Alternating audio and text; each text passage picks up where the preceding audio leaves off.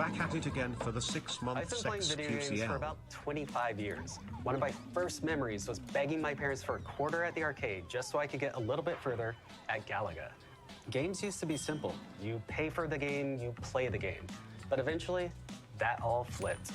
Instead of paying to play, you could be playing to get paid, whether that's from streaming or esports. Okay. He just made history. $3 million in prizing. But there's another economy at work where players can buy in-game items for real cash. This flaming mace is an echoing fury. In 2012, it was sold for roughly 10,000 real American dollars, making it one of the most expensive video game items ever sold. Which brings me to my question. Why would you spend money in a video game? True, but scammed. Yeah, I agree. Guys, it's more of a why not. Games have taken up years of my life, literally. I've spent more than a year in the games Counter-Strike and World of Warcraft, and as you can see, I was a pretty serious gamer. No! Over the last 20 years, developers have made it possible What is for you that to spend more money slam, in dude? games. What a I soy sold my boy, first ever dude. Quest account on eBay for about $100. And years later, I paid my rent by playing World of Warcraft and selling the gold I made. What's up? Whoa, are we doing this? Yes. Welcome. So when we talk about a virtual item in a video game, these are a range of items and collectibles that can be bought, sold, traded, all depending on the game that you're playing. These are things like skins and weapons and... Yeah, totally. Sometimes they can make you more powerful, but Does sometimes kill it's just slam, yeah. clout. Showing off. Yeah, exactly. Take World Clout. of Warcraft. In that game today, you can buy this. This is Hogris, a flying pig that you can ride on. 25 A bucks. flying pig. Yeah, Is this also $10,000? this is only $25. You can get the snazzy Fortnite dance. It's called Tidy for about 500 V-Bucks. That's Fortnite's currency, and those V-Bucks can be purchased for $5 real in the game. I'm sorry, what is the tidy? It's like a window wipe dance move. I haven't actually seen it yet. This is a skin in the game, and basically it's just like it's a visual accessory that changes the way this gun looks. And this particular skin sold for $61,000. $61,000? Yeah, I It's bought just it. a commemorative special version of a skin that was very rare. There are many ways to buy virtual items. Free-to-play games like Fortnite allow you to buy items Guys, directly from the game I'm not in a- using an in-game store. I'm not like a economics Andy, but But other that games seems use like an online easy deal. marketplaces, Buy it. usually run by the gaming companies. In this case, players buy and sell items among themselves, and That's the game it? company 500, that's takes it? a cut. But there's also another way, and it largely exists beyond the control of gaming companies. These transactions take place on third-party sites. They're unregulated and mostly against the rules, but players still use them to buy and sell items. Back in 2012, only some game makers allowed you to buy, sell, and trade items in-game with real cash. And the total sum of virtual items in the market was $15 billion. And some investors estimate that today, the total value of these goods could be as high as $50 billion. dude, no way. To put that in perspective, that is more than the global box office of the same year. Why is this worth so much? My guess. No way. I have no idea. I have no guesses. Essentially, things are worth what anybody will pay for them. So if I have a fictional castle, you want it, and you think it's worth $5, then it's worth $5. So an in-game economy is the same as a real-world economy. You've got a lot of people, you've got a lot of goods, and you've got currency. What's the difference? Nothing.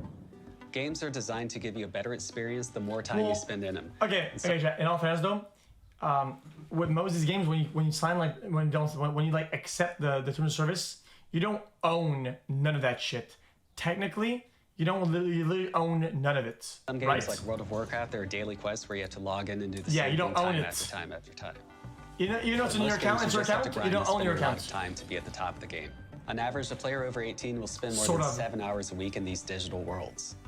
I have a weapon in this game that took me 14 years to get. 14 years. But what if you could buy a better experience instead of just grinding out the game? Then a new thing started to happen when developers offered items that you couldn't even earn in the game. I'm talking about flying pigs. I'm going to show you how to get one. So to get Hogris, I'm going to go to the main town, and I'm going to open up the store. It's really easy. You just hit buy now. It connects you to the shop. Find my credit card. And it says, thank you, you have just earned Hogris Swine of Good Fortune. I earned it, guys. Oh, he's in a little gift box. So let's see what happens when I click him. Okay. Hello?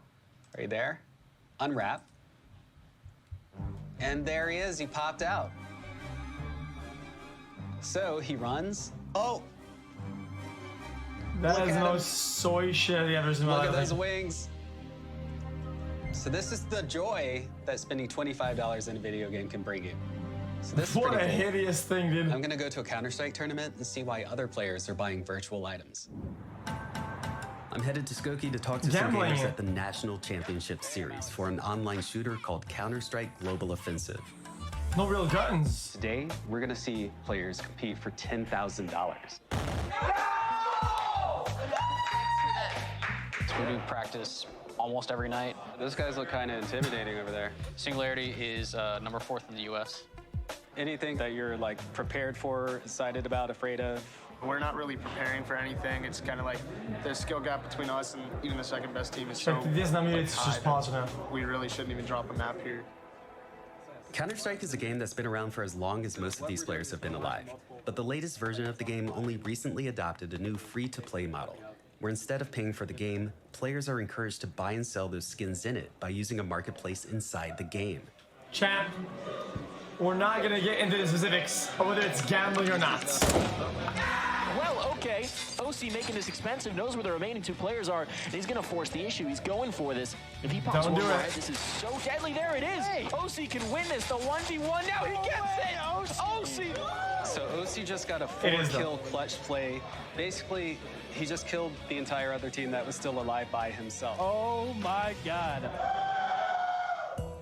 So this is an AK-47 in the game, and you've actually put stickers on it as well. So that's like Rosie the Riveter. One player has an AK-47 that's got like gold foil on it. Another player has a gun that looks like a water gun. These are all different skins that you can get in the game. Within the first 2 years of adding skins to the game, the Counter-Strike player base jumped by 1,500%. I actually spent a lot of money on skins. Probably spent like 2,000. Like dollars? That's it? Wow. And it just fucking helps me rookie. Stay motivated, I guess. Do those help you play better in Those the game? are new numbers, dude. So what's the point of it? Just to look cool. Okay. You can always resell them. It's not like an asset that you're not able to invest into and then sell. And if you do it correctly, the price market fluctuates in a way where like you can buy it at a low point and sell it at a high point, if you're smart about it at least. So what that Counter-Strike player was talking about was Wow, buying and that's selling items in Counter-Strike to make a profit. Players have always found a way to make money, and early versions of online trades date back to at least the late 90s. Hello, I'm Marky Dragon, also known as Marcus Eikenberry in real life. I got into business buying, selling, and trading of intangible goods. It's a wizard. Saw somebody who had like a sword for sale for 20 bucks on eBay, and I'm like, holy, I can do that. Then actually developed the website Marky Dragon. Essentially operating as a broker. Correct. Most of the game companies didn't want it. Legal for the different game companies started getting involved, and then, you know, things went south. After game developers worked at third-party marketplaces like Marquee Dragons, they began creating their own. They formalized the exchange of real money with virtual goods and currency in games. But these developer-run marketplaces brought out a key concern with these virtual... Isn't EVE Online where you buy ships and whatnot? You buy vessels, like flying ships in space? Economies. And that's risk. I'm not sure if you're familiar with the Diablo 3 auction house. Oh my god, yes. That was crazy. I was there, chat. To do it. And everybody and their that mother was said, nuts. oh my god, I'm gonna make some money playing a video game. But it imploded on them. It collapsed. So this auction house represents the game Diablo 3's auction house. Chat. The only difference between this game and other games like it, Blizzard, the creator of the game, decided that they wanted to experiment with making the auction house connected to real money. And I'm gonna give you some points. Oh, no. These are so cool. That's your face, son. I'm glad you asked. Penny, this is the greatest prop we've ever made. So Cleo, you've got 20 gold.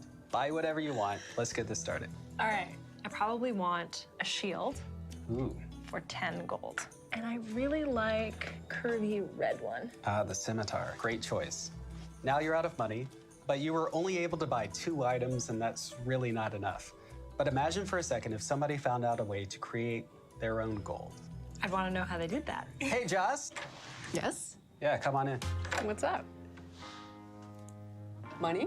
Yes, and pretty soon you're gonna have a ton of it. Awesome. So in this case, Joss is a cheater who found a way to duplicate this gold. And she's going to be able to buy everything she wants. You guys are so stupid.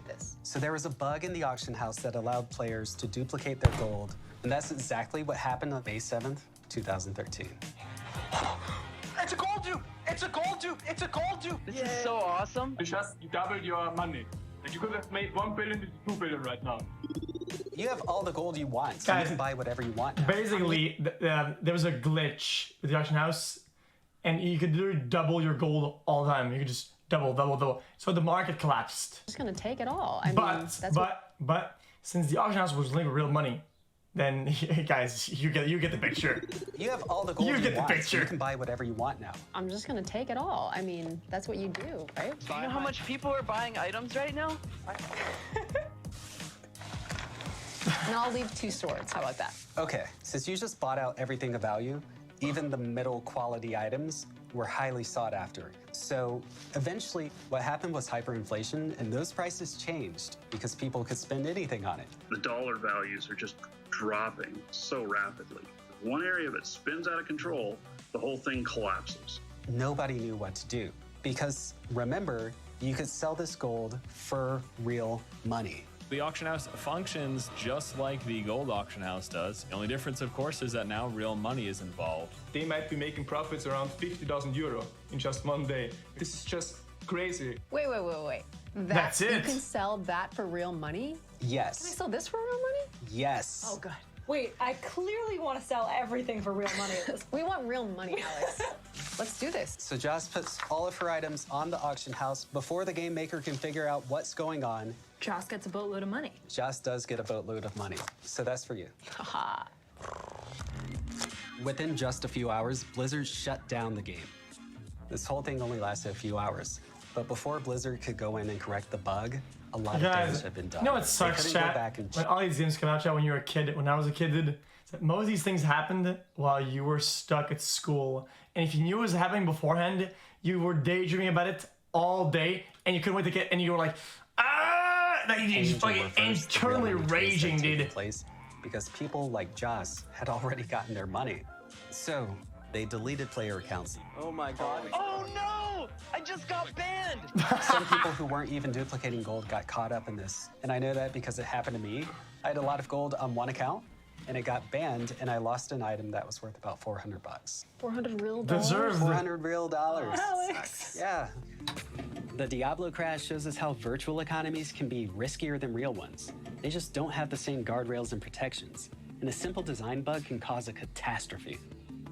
So when people say that, oh, you bought something in a video game, it's like throwing your money down a pit that you'll never see again because you don't own it. So is the popcorn you bought at the movie theater. It's the experience. And that's so true. For most gamers, it's not about the money at all. I'm a gamer, dude. In the first place, you shouldn't even be playing Counter-Strike for money. You should be playing it to reach the top and succeed and win. There's probably no better example of this than in a battle arena game, Dota 2. Its annual competitive tournament, the International, has the biggest prize pool in all of gaming, $34 million in 2019. I decided to come to this Dota 2 tournament hub stop. This is in New York. Oh no. I couldn't fly out to China where the game is actually taking place.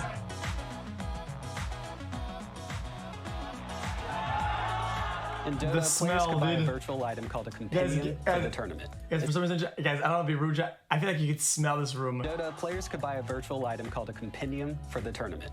It's a bundle containing numerous quests, achievements, and earnable rewards. 25% of the sales went on to fund the prize pool for the tournament. And that's right, the biggest prize pool in all of gaming was almost completely crowdfunded by the fans. People who actually watch Dota itself feels like by buying the compendium, they're actually supporting the professional players themselves.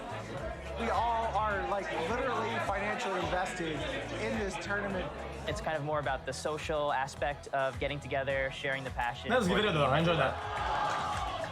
So at the end of this, why would you spend money in a video game? There's so many reasons why, but it just really comes down to investing in what you love. We're gonna talk about other, beneath the surface. Okay. Guys, that was a good video, dude.